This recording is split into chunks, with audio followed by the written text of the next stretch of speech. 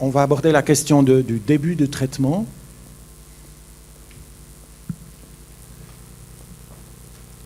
Et c'est le docteur Cohen qui va aborder ça avec vous. Je ne sais pas.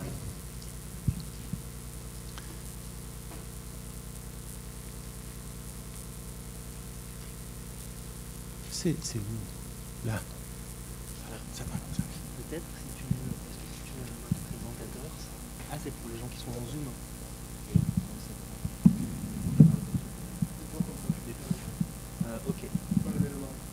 Ok. Bonjour. Alors moi je suis docteur junior dans le service du professeur Speranza, donc en psychiatrie de l'adolescent. J'ai travaillé surtout sur la psychoéducation des proches et je vais vous parler aujourd'hui de l'annonce du diagnostic. Et derrière l'annonce du diagnostic, en fait, c'est tout le début de la psychoéducation. On va se demander pourquoi on a peur de le faire, pourquoi ça serait bien de le faire et comment on fait. Alors, ça défile ou pas? Ouais. Alors finalement, on est convaincu au terme de cette matinée que ça vaut le coup. En tout cas, j'espère. Et pourtant, on ne le fait pas. En pratique, moi, je l'ai très rarement fait en tant qu'interne. J'ai très rarement vu mes seniors le faire. J'ai très rarement vu des décisions d'équipe où on se dit « Tiens, on va faire une annonce diagnostic de borderline ». Vous ne trouvez pas qu'elle souffre assez déjà comme ça? Vous allez lui dire en plus qu'elle est borderline. Est-ce qu'on ne va pas l'enfermer dans un diagnostic? On a beaucoup cette question-là en psychiatrie de l'adolescent. Est-ce qu'on ne va pas coller une étiquette? Et pourtant, si on ne commence pas par poser le diagnostic, on risque d'être en grande difficulté, nous, pour expliquer ce qu'on va faire avec le patient et le traitement qu'on va mettre en place avec le patient, toute la prise en charge en fait. Donc pour moi, et pour nous ici, c'est la base. C'est le début, et puisque vous avez un patient particulier, puisque vous avez un patient borderline, vous allez le traiter comme un borderline, et on va lui expliquer ça. D'accord, mais il risque de se sentir offensé. Alors ça, je rejoins ce que disait Patrick Charbon, on est vraiment dans le lien en fait. L'enjeu, c'est la discussion que vous allez avoir sur les critères diagnostiques. Alors soit on prend la liste des critères DSM les uns après les autres et le but n'est pas de faire un questionnaire oui-non. Le but c'est ah bon, et comment ça s'inscrit pour vous et depuis combien de temps? Est-ce que ça vous gêne dans votre vie? Et finalement c'est l'ouverture à une discussion. Un autre argument, il me semble, c'est que au-delà du fait que vous pouvez espérer que le patient va se reconnaître dans ce que vous lui dites, et donc que vous allez augmenter votre alliance, je suis personnellement convaincu que les patients se connaissent déjà très bien. Si vous leur demandez, la majorité d'entre eux ont déjà cherché, ont déjà des idées. Et finalement, vous faites couvrir une discussion qu'ils n'osent pas forcément avoir avec vous, mais qui est souvent beaucoup plus proche de leur esprit que ce qu'on s'imagine nous en tant que cliniciens. Ça va augmenter son désespoir. Je vous remontre la diapo du début, les deux études Zanarini-Gunderson, le pronostic symptomatique est plutôt bon, et ça c'est important de le dire, et le pronostic est encore meilleur quand il y a de la psychothérapie, et il existe des psychothérapies validées, et quand on en sort, on n'y revient pas, et il existe des rémissions. En fait, on a pas mal de choses plutôt favorables à dire sur le temps long, et puis surtout on peut dire, maintenant qu'on sait de quoi on parle, il existe des études, il existe une prise en charge basée sur les preuves, il existe des arguments rationnels pour faire tel type de traitement. Et ça rassure aussi sur votre compétence de clinicien. D'accord, mais la plupart des patients borderline qu'on voit, ils ne sont pas que borderline. Déjà, ces notes cas, ils peuvent être mineurs, et puis on peut les voir en pleine crise. On peut les voir complètement déprimés, c'est une comorbidité extrêmement fréquente dans le trouble borderline. Alors, est-ce qu'il ne s'agirait pas de ne pas se planter et de ne pas faire deux diagnostics en même temps? Est-ce qu'il ne faut pas attendre d'avoir un patient stable pour faire un diagnostic de trouble borderline? D'abord, sur la question de la dépression, il est bien montré que le diagnostic est tout aussi valable pendant un épisode dépressif. Sur la question de l'âge, on peut poser le diagnostic chez un patient mineur. C'est dans les recommandations notamment de la nouvelle classification de l'OMS. Et puis surtout, c'est ce qui va vous permettre d'argumenter votre prise en charge. S'il y a une dépression, on le verra par la suite, mais s'il y a une dépression et un trouble borderline, vous n'allez pas traiter pareil qu'une dépression sans trouble borderline. Surtout, je pense qu'on y tient beaucoup, vous parliez de troubles développementaux, on y est très attaché en pédopsie, on va faire un narratif avec le patient et on va parler de son histoire. Mon expérience, c'est que la dysrégulation émotionnelle, elle est souvent là depuis très longtemps. Souvent depuis l'enfance, si c'est pas le patient qui vous le dit, c'est sa famille. Et donc on va donner du sens à un truc qui se balade dans la vie du patient depuis un temps extrêmement long et auquel souvent personne s'est vraiment intéressé. Ça, je crois que ça nous augmente vraiment l'alliance. Voilà. Et puis si on n'est pas sûr, et bah c'est pas grave. On va dire qu'on n'est pas sûr. Et puis de toute façon, même quand on est sûr, le diagnostic n'a pas une stabilité de 100%. On l'a vu tout à l'heure. Donc on peut tout à fait le dire, et mon expérience, c'est que ça donne plutôt de l'espoir, parce que si le diagnostic n'est pas complètement stable, ça veut dire d'autant plus qu'on peut sortir des symptômes, autrement dit qu'on peut rentrer en rémission. Il faut traiter une comorbidité plus importante en premier. Ça, je le détaille pas plus que ça, parce que c'est l'objet d'un module spécifique par la suite, mais il est extrêmement fréquent que les patients soient d'abord anxieux, que c'est ce qu'on est au premier plan, ou alors qu'ils soient déprimés. Et une question qui revient très souvent, notamment de la part des parents, nous en pédopsie, c'est et l'antidépresseur, là, vous voudriez pas mettre un antidépresseur parce que quand même ma fille, elle est super triste et puis elle est suicidaire. Non. On vous montrera tout à l'heure que les antidépresseurs marchent mal dans la dépression du trouble borderline et que c'est le traitement du trouble borderline qui fait évoluer les symptômes dépressifs. C'est le même raisonnement pour le trouble anxieux. Donc vous argumentez ce que vous allez faire et vous expliquez les traitements que vous donnez, sinon les patients ne comprennent pas pourquoi vous faites ça. Vous dites il y a des symptômes dépressifs, je suis d'accord, mais je ne donne pas d'antidépresseur. Si vous n'expliquez pas que vous êtes dans le cadre du borderline, ça me semble très compliqué à argumenter. Bon d'accord, mais moi je ne me suis pas formé aux thérapies spécialisées, ça je crois qu'on vous l'a déjà beaucoup dit, mais voilà 4 références. CAT, c'est Cognitive and Analytic Therapy, les 3 autres, on les a déjà beaucoup vus. Les 4 ont montré une relative équivalence en termes de bénéfices par rapport à des traitements généralistes, soit du soutien, du case management, le JPM par rapport à la DBT, ou d'autres traitements structurés. Donc c'est encore une fois le message du JPM, on peut être des suffisamment bons thérapeutes, seulement avec des informations généralistes, et ça marche, et ça aide les patients, et ça suffit. Maintenant qu'on est un peu plus convaincu que c'est pas si grave d'annoncer un diagnostic, on va se motiver.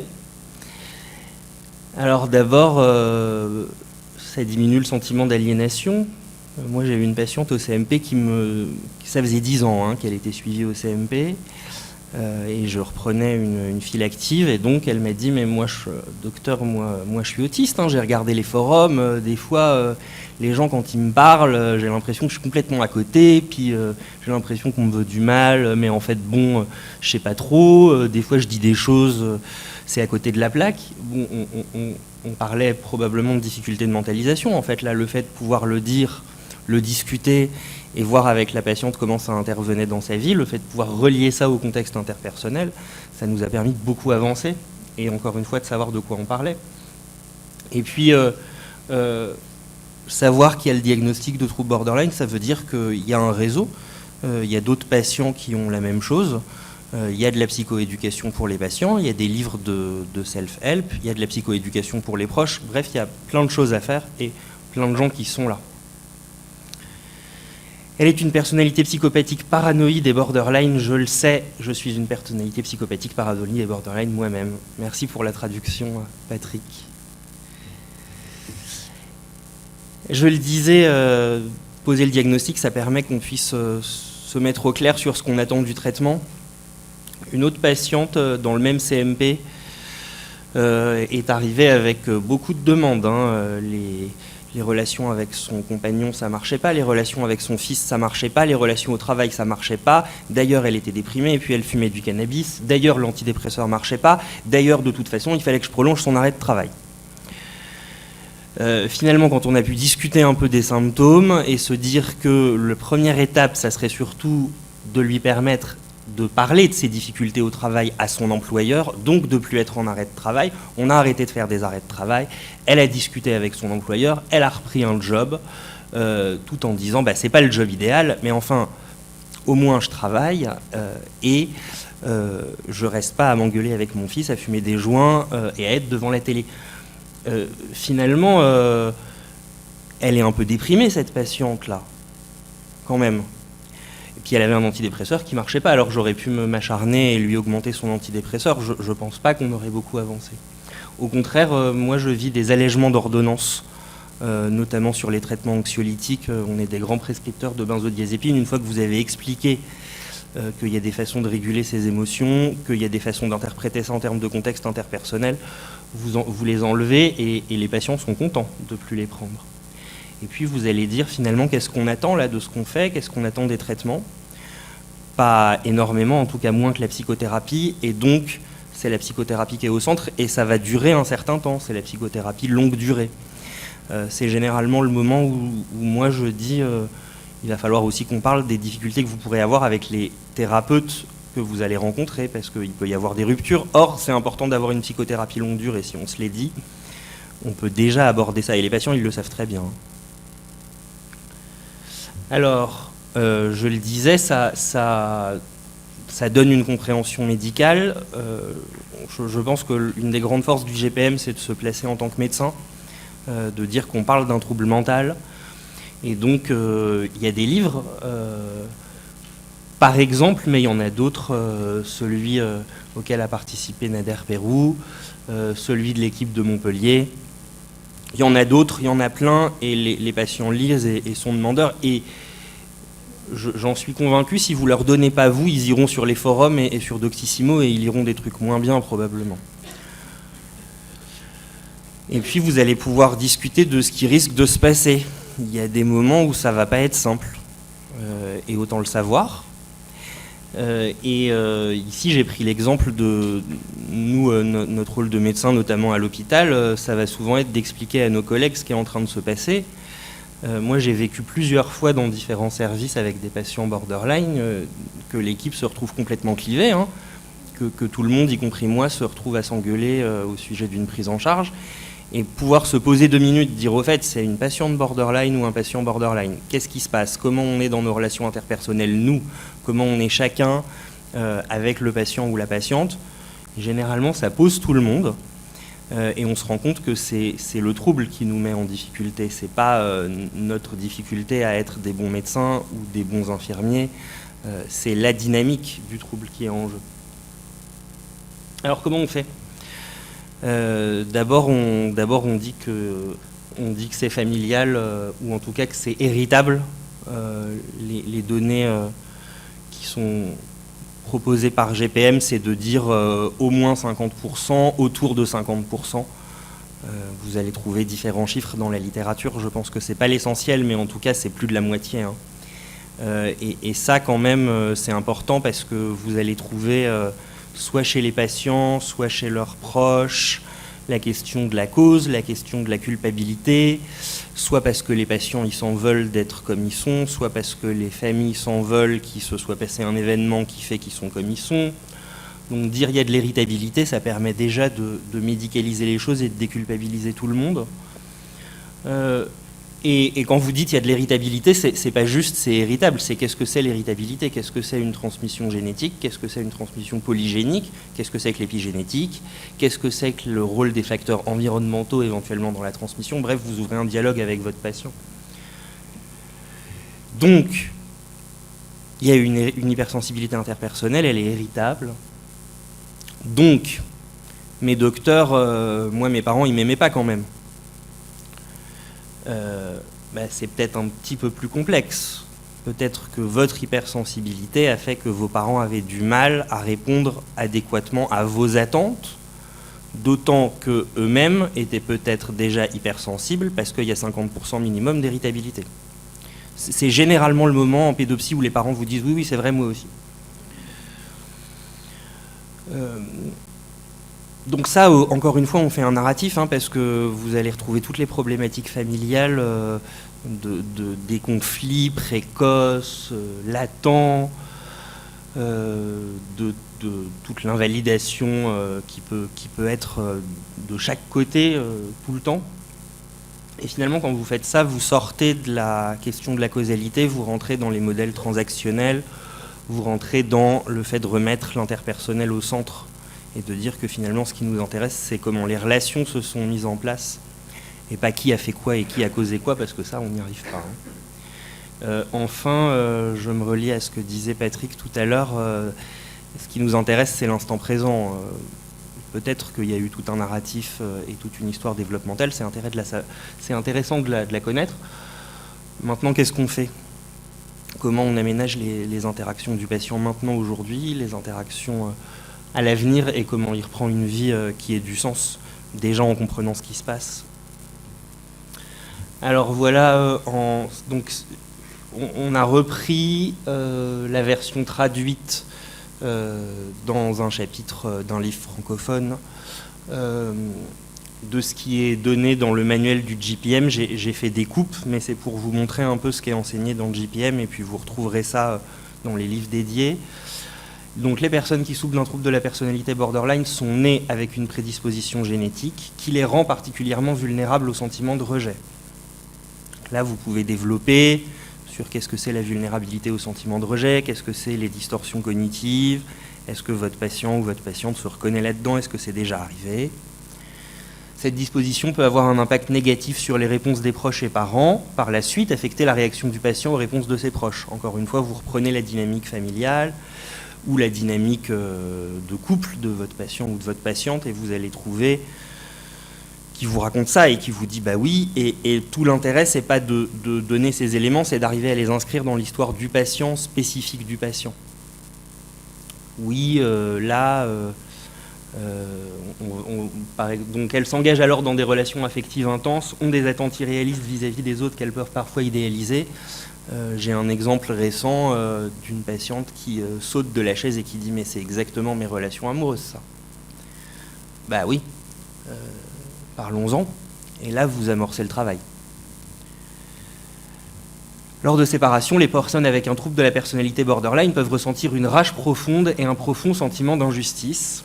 Parfois, elles peuvent aussi avoir le sentiment qu'elles méritent ce qui leur arrive car elles estiment être de mauvaises personnes.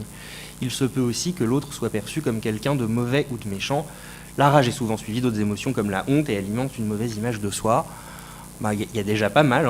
Je pense que si on arrive à discuter tout ça et à le remettre dans des situations, encore une fois, la même patiente, parce que c'est récent dans ma tête, mais moi dire ça m'a permis de discuter que le semestre d'internat a débuté et que ça s'est mal passé, le changement de médecin, et qu'on ne pouvait pas se parler. Et de pouvoir me dire, en fait, j'ai eu l'impression que le docteur d'avant, c'était le meilleur docteur de la Terre et qui m'abandonnait, et finalement maintenant j'ai changé d'avis et je vois que c'est le trouble, ça permet aussi un peu mieux de se comprendre. Si malgré tout ça, parce que ça peut arriver, ça se passe mal, le patient est fâché, et d'accord, et finalement pourquoi il est fâché ? Je pense qu'on peut rester dans le lien. Qu'est-ce qui s'est joué à ce moment-là ? Qu'est-ce que peut-être vous avez dit qui a été perçu comme rejetant ? Et qu'est-ce qu'il y a dans ce que vous avez dit qui peut être utile ? Dans l'idée d'être pragmatique et que le patient il vient parce qu'il a des symptômes qui le mettent en difficulté, il y a forcément dans tout ce qu'on s'est dit des choses qui se relient à ces symptômes. Donc l'idée c'est de les trouver. Peut-être de façon un peu moins stigmatisante si vous êtes face à quelqu'un pour qui c'est très difficile à entendre, mais vous allez les trouver. À partir du moment où vous allez les trouver, le but, c'est pas tellement de poser le diagnostic, c'est comment on s'en sert pour la suite et pour avancer dans la prise en charge. Je rajouterais que, parce que je l'ai vécu, une fois que vous l'avez fait avec le patient, il faut le refaire avec la famille. Avec ou sans le patient à côté, mais en pédopsie... On le sait bien, soit vous le refaites vous, soit vous orientez vers la psychoéducation de la famille. On a la connexion familiale avec nous ici. Mais en tout cas, c'est essentiel parce que sinon, vous allez relancer des boucles interactionnelles, hein. Vous aurez expliqué à votre patient, mais l'environnement ne se sera pas adapté, ça va repartir.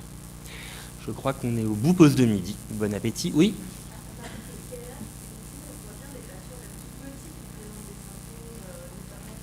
Ouais.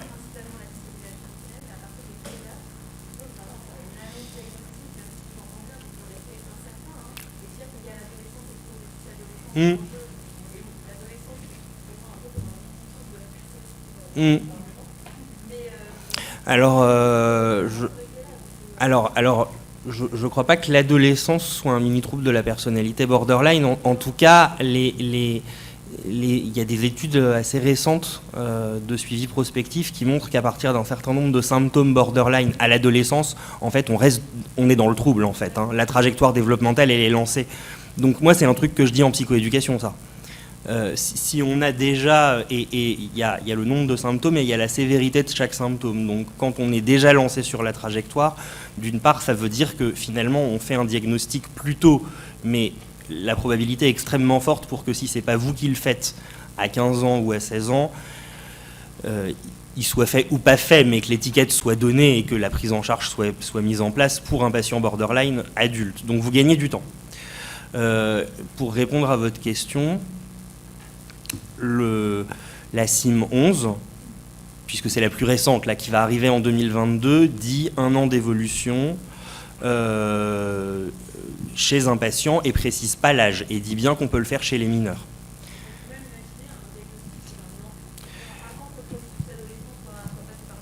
Moi, je ne l'ai jamais fait, mais... Attends, je réponds juste, on peut imaginer un diagnostic chez l'enfant? Alors... Je répète la question juste pour ceux qui sont online. Est-ce qu'on peut imaginer un diagnostic? Ah oui, pardon. Je pensais que tu voulais répondre directement. En fait, bon, concrètement, précisément sur la question de l'enfant, on a le diagnostic de DMDD, le Disruptive Mood with Dysregulation Disorder, qui est très proche en fait. Donc moi, si c'est un enfant qui a des tableaux de colère extrêmement fortes, impulsives, je vais plutôt partir sur le diagnostic de DMDD. Mais on peut évoquer le trouble borderline au moment de la psychoéducation avec les parents, parler de ce que c'est, parler du contexte interpersonnel. Moi, j'ai jamais posé de diagnostic chez l'enfant. Par contre, chez l'ado, oui, clairement. Sur les arguments de durée et sur les arguments de trajectoire développementale dont j'ai parlé. Je ne sais pas si Mario... Pauline Kenberg, qui est la femme d'Otto, qui a beaucoup travaillé sur ce sujet, a fait des études qui ont montré que plus les symptômes sont sévères, invalidantes, présentes dans différents contextes, plus il y a des chances que ça perdure dans le temps et que ça s'inscrit dans quelque chose dans la durée. Donc globalement, dans la perspective de Pauline Kenberg, c'est possible déjà bien plus tôt que la période de l'adolescence. Cela dit, l'adolescence, il y a la question de l'organisation de la personnalité qui est plus stabilisée. Et donc on a tendance à poser le diagnostic quand on est engagé dans l'adolescence, c'est-à-dire à partir de 14-15 ans où c'est tout à fait envisageable. Ce qui est montré, c'est qu'il y a un pic de fonctionnement borderline, c'est-à-dire de symptômes borderline, et il y a un certain nombre d'adolescents qui ne redescend pas comme beaucoup d'adolescents qui ont une adolescence mouvementée sans être dans le trouble. Donc c'est plutôt la trajectoire qui fait que ça reste ou pas. Mais la sévérité est un indicateur malheureusement qui est comme intéressant. Après, je ne sais pas si vous êtes en pédopsie, mais moi j'ai du mal avec l'adolescence est un état borderline parce qu'en fait en clinique, il y a des ados, vous ne les voyez pas borderline. Et il y a des ados, vous les voyez borderline, et vous, en tant que clinicien, vous le savez très bien.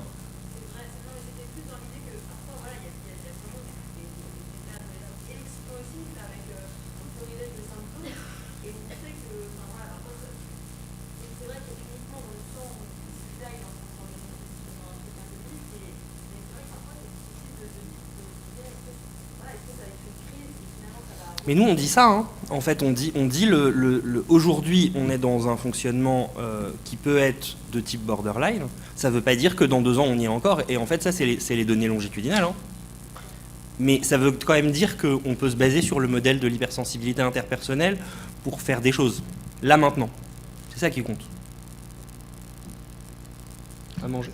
Oui, on va arriver à la fin. Je voulais juste rajouter aussi une chose très très pragmatique, c'est que ce qu'on va proposer à ces jeunes est très peu iatrogène. On va proposer de s'intéresser à leur interaction, on va leur proposer de donner du sens à leur vie, on va s'intéresser à eux, et que c'est aussi des mesures qui peuvent aider des cas douteux.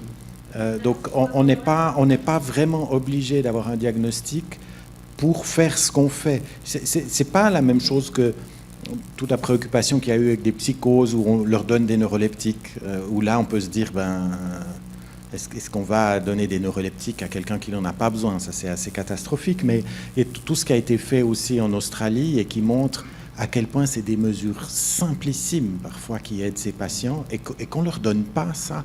Et que moi, ce qui m'a beaucoup troublé, c'est qu'une des méthodes qui marche le mieux, qu'ils ont mis en évidence, et cœurante de simplicité, c'est le befriending, qui consiste en gros à établir une relation saine avec eux. Et même à éviter de parler des problèmes. Ça me sidère. Donc si le jeune, il dit « oui, mais c'est difficile à la maison », on lui dit « ok, t'es allé au cinéma dernièrement ?» Donc c'est l'établissement d'une bonne relation, probablement, Donc ça, on peut proposer à tout le monde. Même des cas où c'est l'utilité d'avoir un diagnostic de certitude. Et puis par ailleurs, il y a toutes les études chez l'adulte qui montrent qu'on a fixé une limite à 5 critères pour être borderline.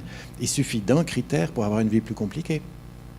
Donc ce que je dis à certains patients, parfois adultes, c'est pas nécessaire que vous soyez borderline pour profiter de 40 ans d'acquisition thérapeutique qui a été faite, certes, avec des gens très malades, mais qui peuvent aider aussi des gens qui sont moins malades que ça.